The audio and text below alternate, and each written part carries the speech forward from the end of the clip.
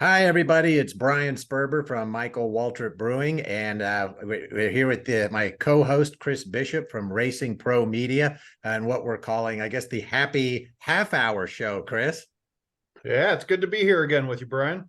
absolutely, and joining us is our special guest from the NASCAR. You know him from the NASCAR Truck Series, driver of the number 52 Halmar Toyota team, Stewart Friesen. Stewart, welcome to the Happy Half Hour. Yeah, absolutely. Thanks, Brian and Chris, for having me on, and looking forward to hanging out with you guys for a little bit here tonight. Awesome. Well, thanks for taking time, and I guess we can jump right in. I'll fire off the first question. Obviously, you grew up in Canada, Niagara on the Lake, which is not far from Buffalo. And so, my question to you is, as a kid growing up in Canada, how did you get into racing, and was NASCAR popular when you were growing up? Yeah, absolutely. I grew up in a racing family. So my family owned and promoted Ransomville Speedway, which is just north of Niagara Falls on the American side. So my grandfather had the track, and my dad and my uncles were all involved in the promotional side of it, running the speedway, and just grew up right into it. I remember having my third and fourth birthday parties on Friday nights at the track, and just always loved racing, and was lucky enough to grow up in the sport like that with my family, and started working at the tracks and helping out, and always had goals of wanting to be a race car driver. As crazy as that sounds, growing up at 5 or 6 years old, it was always the dirt modifieds. That's what was featured at Ransomville, and that's what I still run and do a lot of. But I just thought that was that was it. That was really, really cool. And watching the cup races on Sundays, and just I've always been a fan of the sport. And I guess that was many years ago now, but now as a newly turned 40-year-old, to be able to make a living in the sport here the last almost 20 years now, it's been just really, really cool. And but yeah, that's how I got started. Was born into it, and I have a lot of great memories early in life at the racetrack. Yeah, and I guess one last question here on that, and this I'll let Chris dive in here, but I'm wondering, if drivers like Ron Fellows, he had a lot of success just down the road there in Watkins Glen, Mm-hmm. many years ago, but were some of the other Canadian drivers, were they inspirations as well? Yeah, absolutely. So like I grew up, watching the new bad boy Paul Tracy Yeah. in the kart series, and then the big kart IRL split. So I was, a fan of Indy cars as a kid, and then always watched, I was a big Jeff Gordon fan when he got started, and he was like, the first young guy in my era, in the early 90s, to come up and run against, Earnhardt and Rusty Wallace and those guys that were kicking butt, on the national scale. In our local, Northeast region, it was, Pete Bicknell, who was, local, in St. Catharines, and he was a big, dirt modified guy that I grew up watching. Danny Johnson, Brett Hearn, Bob McCready, some of the guys that were just really, really awesome that I got to watch growing up. And I just thought, like I said, I thought that dirt modified racing was it. And to be able to compete on the same track, years later after being a kid growing up watching that stuff, compete with those guys has just been it's been a dream come true. Stuart, you kind of talk about, where you started and then you did transition. You kind of moved then to the truck and different things. You still got, I believe, a late model down in your shop down in North Carolina. Obviously, you've got those modifieds. Recently, you're driving a sprint car. What do you like to drive most and why? I like all of it. It's a good question. I get that asked a lot. Do you like the modified more? Do you like the truck more? Do you like the sprint car stuff, the late model? I like it all. It's been awesome. I've been very fortunate to be hooked up with great car owners over the years, that have given me these opportunities, and now with Halmar and Chris and everything he wants to do, it's a lot of fun, and it's absolutely exciting. So I like whatever I'm in that day. That's my favorite car. That's my favorite track. Everybody says, "Oh, how do you like this track? How do you like that one?" That's my favorite. Wherever I'm at that day. We just ran a Pinty's car, which is the Canadian NASCAR.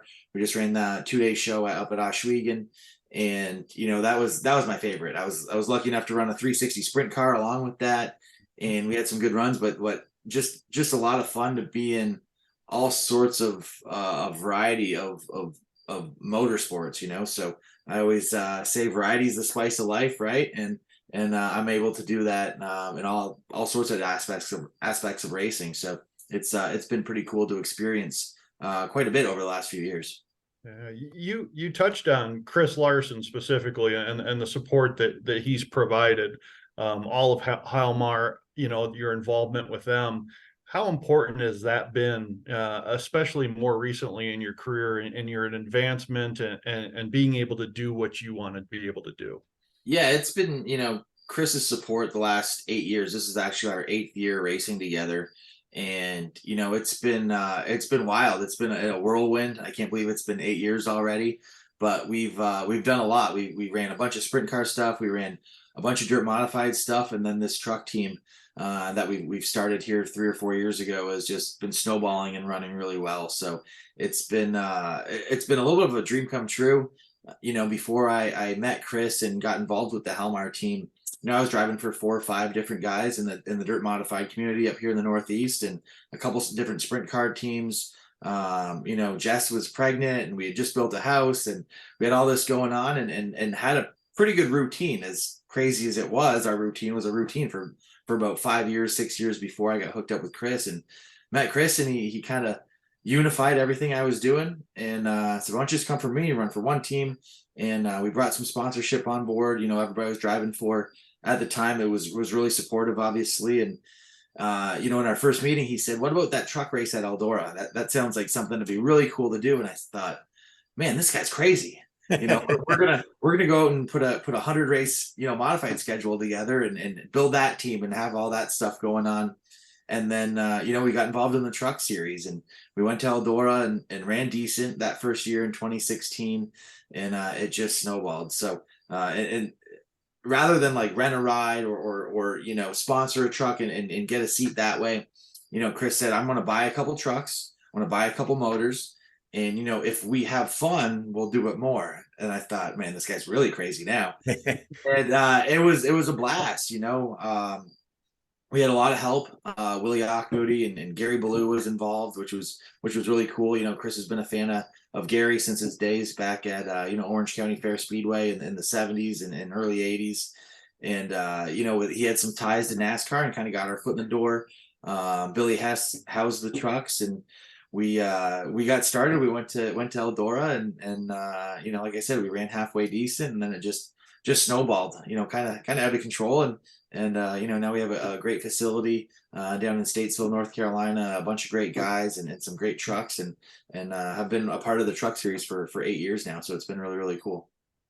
Well, one of the you know, one of the big news items, I guess, the last year or so is the adding of another big sponsor on the truck team, Ferris. So tell the New York, I guess, based company originally, and tell us a little bit about how all that came together and your association with them. So Ferris commercial mowers and all the Ferris lawnmowers are built right here close by to my shop, about an hour away in Sherrill, New York. They have a huge factory there, and that's very close to Utica Speedway, where I've raced you know, almost the last 20 years. So Bill Shea, who was one of the higher ups at Ferris and was with the company right when it almost originated back in the day, you know, he was a competitor of mine.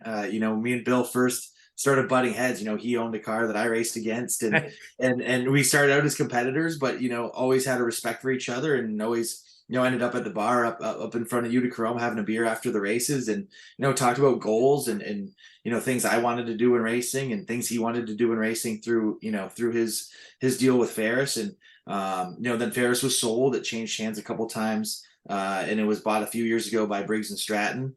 And, you know, Bill called me up and he said, you know, we have some marketing money to do something again. And we want to get back into racing. They were involved years ago with Tim McCready in the Xfinity series, Busch series, then with Richard Childress.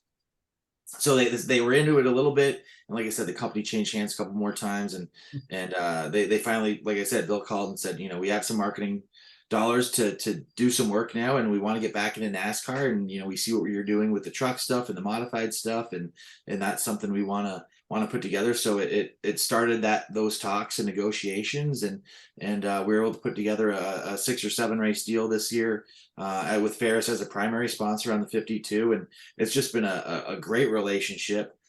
We came down to the tap room and unveiled the truck at Bristol dirt race here earlier in the year, and had the Mowdown Showdown with Michael, and it's been a lot of fun. We've been able to bring a lot of dealers out to the tracks, go visit a bunch of dealers, do some show truck stuff, and it's been a great brand to represent. It's a lot of fun. I like drinking beer and I like mowing my lawn.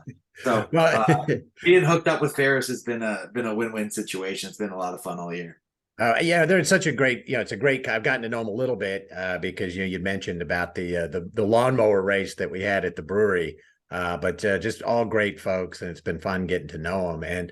And speaking of the brewery, I wanted to also, ask you a little bit about, you've developed a special relationship with Michael Waltrip, and that's led to, a relationship with Michael Waltrip Brewing. And so how did all of that kind of get started, and you and Michael, getting to know each other? Yeah, just having fun at truck races. I guess I'm a little bit outside the mold of the young kids coming up. I had a pretty successful career, and that's what led to getting hooked up with Chris and Helmar and led into NASCAR. So it's just a little bit of a unique story, I guess, that Michael thought it'd be cool to talk about on air, and we kind of hit it off and chatted here and there, and it's developed into a pretty cool friendship. We've been to the brewery a number of times. Had my wife Jessica and my son Parker there, and he get to run around the brewery and check it all out with Michael, and it's just been a great relationship, a lot of fun. Obviously, always a big fan of Mikey's growing up, and everything he did in NASCAR. So it's been really cool to kind of connect with him at this level, and have some fun with it along the way. Well, we certainly, from the brewery standpoint, appreciated you running the sticker at Pocono earlier this year to kind of support the launch of our public offering that we were getting underway and our distribution growth into Pennsylvania. So we really appreciated that. But for those that are watching that didn't get to see this lawnmower race, Stewart and Michael hopped aboard these really tricked out Ferris mowers in the front of the brewery and had a drag race.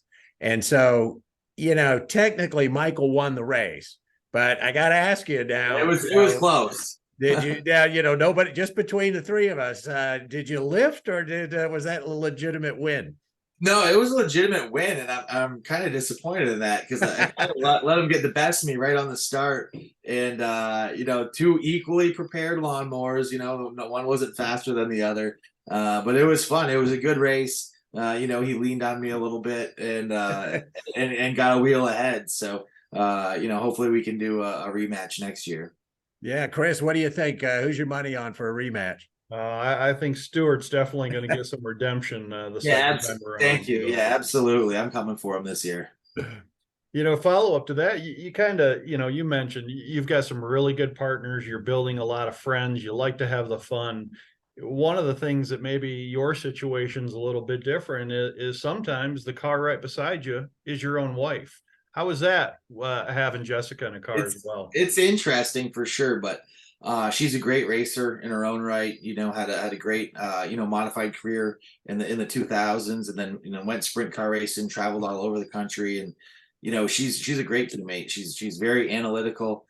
She knows the shocks, she knows the setups, and having her in the modified every week with me at Utichrome and Fonda Speedways and some big races on the road that she gets to do has made myself better, has made the team better on the modified standpoint. And then Chris was gracious enough to let her come on and run the Bristol truck race in Knoxville for 2 years. And that was really cool because our dirt stuff, we were with GMS for a couple of years, and we'd won Eldora, and then we went on our own, in 2020, right during COVID, which was crazy. But our dirt program actually struggled a little bit, and having Jess in that second truck, we were able to kind of put our heads together and come up with some stuff that got better. And we had a 4th place finish at Knoxville, and had a pretty strong truck at Bristol this year because of that, and because of a lot of her input. So it's been cool. She's a great teammate. I can trust hopefully what she says on her feedback and what works and what doesn't. But yeah, it's been really neat racing with her. That's awesome. And I think a lot of people, when they look at that, they look at that situation as going one of two ways. Either you can't talk about anything because you're going to disagree, or you can work off what the other one says. And you guys really seem like you can talk, and you could talk about setups, or, what line to run, or different things like that. And it really works well. Absolutely.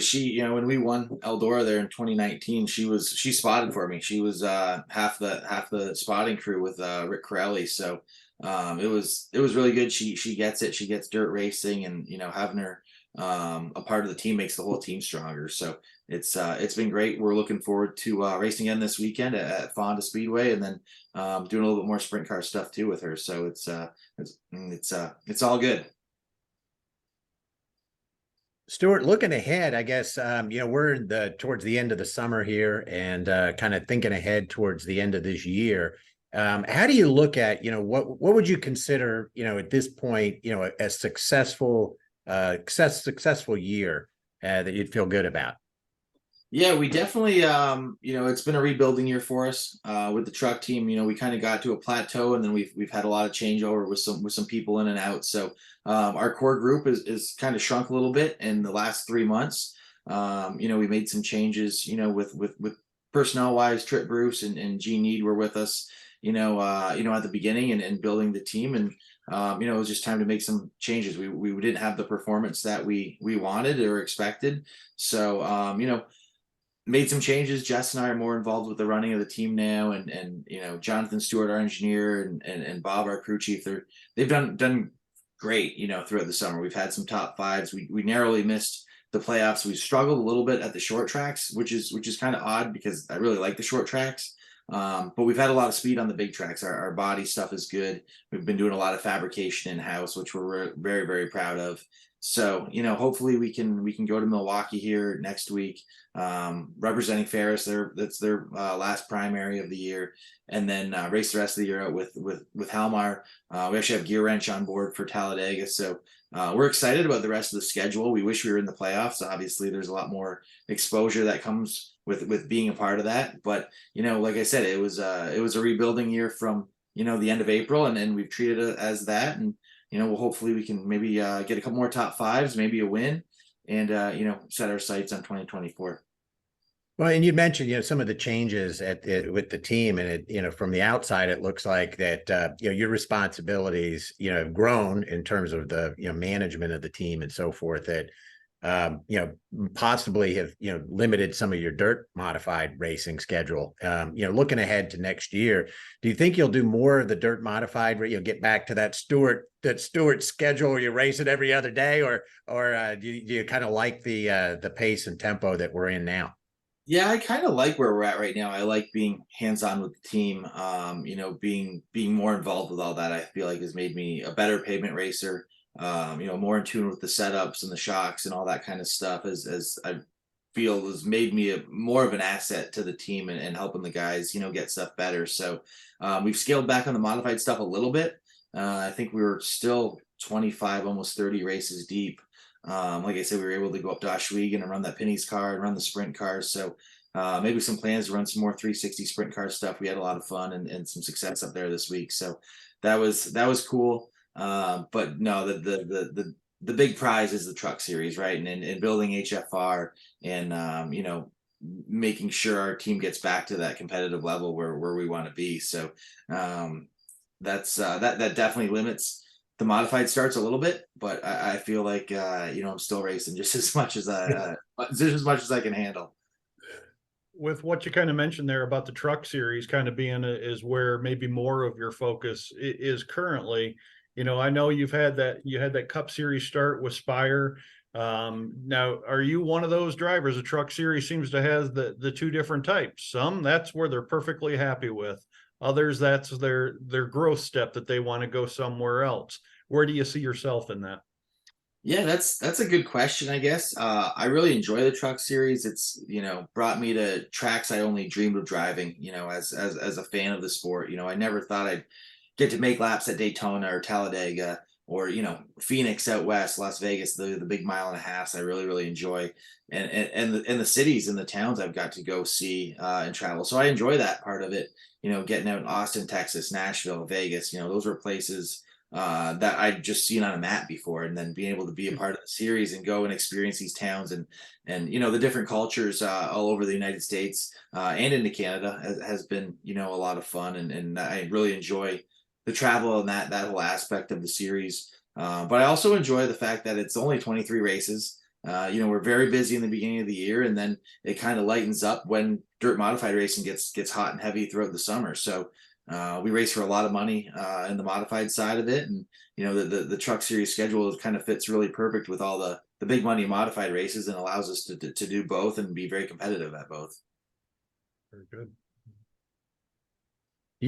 Stewart, you'd mentioned, that you're taking over more of, the management of the team. As you look ahead, is that something from a career standpoint? Do you see yourself, maybe, you're stepping away from driving and, managing a team, owning a team? Is that something that's of interest? For sure, it's definitely crossed my mind. Like I said, I really enjoy the spot I'm in right now. That Chris has kind of given me the reins to run the team, and it's been a lot of fun. It's been a lot of learning. Obviously, the last 3-4 months, we're looking to bring in a little bit more experience on the crew chief side of it to help Jonathan and Bob and the rest of our guys for next year. So that's something we're going to work through the next couple weeks, couple months. But yeah, no, for sure, it's. Like I said, I just turned 40 this year. I feel great, but probably my best days might be actually behind me. So by the time I'm 45, I want to run a couple more years, and then we'll see where the team's heading, and definitely putting a young talented kid in the seat that's got some wins at the regional level. That's deserving of a shot. That's definitely something that I want to do. I think it'll be good for our team to have a young hot shoe in there. And good for the series as well. I want to put somebody in the seat that's earned it, that's won some races, that has a fan base, and I think that's good. Would be good for our race team and NASCAR, in general. Do you ever catch yourself, starting to evaluate some of these young? Oh yeah. Maybe in a couple of years, this would be a good driver for us. Yeah, I have a couple kids in mind. Alex Yankowski, who's a young kid. He's not even 21 yet. Going to college for mechanical engineering, and he races with us, in the dirt modified stuff in the Northeast. And he's a good young kid. He speaks well. He's really fast, very aggressive, and can rebuild his own shocks and do all that side of it too. So that's all part of it, and that's he kind of checks all the boxes right now. So if there's a way to get Alex into a truck race or two, I'd definitely jump at that. But there's quite a few. The dirt modified guys kind of have been overlooked, the pavement late model guys or the dirt midget guys, that come with a lot of funding, are kind of the where the microscope is on right now. You got TRD pushing a lot of people through the whole Keith Coons, midget deal, and then into the pavement late model stuff. You got some Chevy guys coming up through. So there's definitely talent in that, but there's also a lot of talent in our Northeast dirt modified stuff that, that needs to be recognized. So there's Alex, there's a lot of other young kids, Max McLaughlin, who is running some NASCAR modified stuff and dirt modified stuff, and is basically runs whatever he can. He's made some sprint car starts. He's a good young up and comer with a lot of talent. And there's a list of probably 10-15 kids coming up through the big block side of it, the sportsman side. We got this kid Peyton Talbot, who runs up here Utica and Fonda every week, and he pretty much wins almost every race. So these kids like that are fast and can carry themselves pretty well, they definitely pop up on your radar. You kind of mentioned some of the boxes that you check off depending on who you're looking at or analyzing. And you kind of mentioned, first of all, someone that works on the car. You also mentioned someone that has been on the dirt, right? And you obviously have the appreciation for modified drivers. What are some of those other check boxes that you really look at for a driver, for a person, for a personality to fill a seat? Yeah, for sure. They need to be able to represent the brand or represent the sponsors. We have a lot of product sponsors at HFR that I'm very proud of, and we've had a long relationship with. So that's key to represent these people that help us do what we want to do and are part of our team. So representing those people well, and speaking well, carrying yourself well, and then being fast on the track is all part of the game. It's all about marketing and sponsorships these days. So just being fast on the track is just part of the whole equation. So I also think kids need to go to school. If there's an opportunity for a young kid to have a post-secondary education, I've been pushing Alex and telling his parents, I'm like, man, you need to send him to school. Racing will always be there. Look, I was a Truck Series rookie at 33 years old, after going to school and making a career in racing. And I believe that's all part of it too, being able to learn how to learn, whether you're in a mechanical engineering program or business or science. I was in earth sciences and in geology and physical geography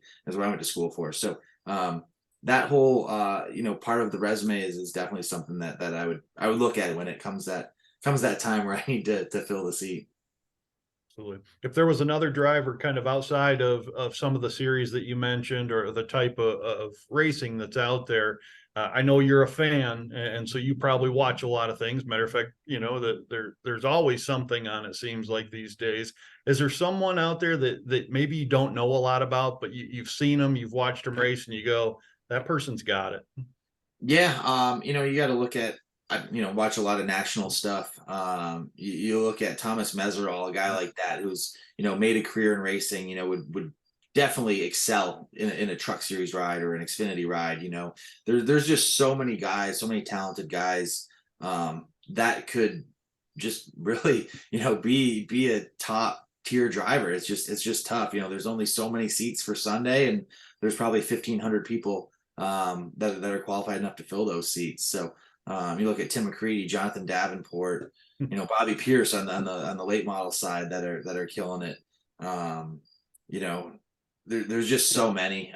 There's the young kid right now that I just raced against the other day, Trayton Lapsovich, in the Pinty series, the NASCAR Canada. So that kid's very talented. He's getting into a crate sprint car, trying to broaden his horizons on dirt, but he's a pavement late model Canadian racer. Kyle Steckley's another one of those kids that are coming up, and you got to watch. So there's a lot of different stuff out there. I guess there's a lot of different avenues and a lot of different forms of motorsports. That you would look across to see how it can filter towards NASCAR and the big show. So you look at the Van Gisbergen that just won in Chicago and ran again at Indy with a top 10. I think he ran this past weekend.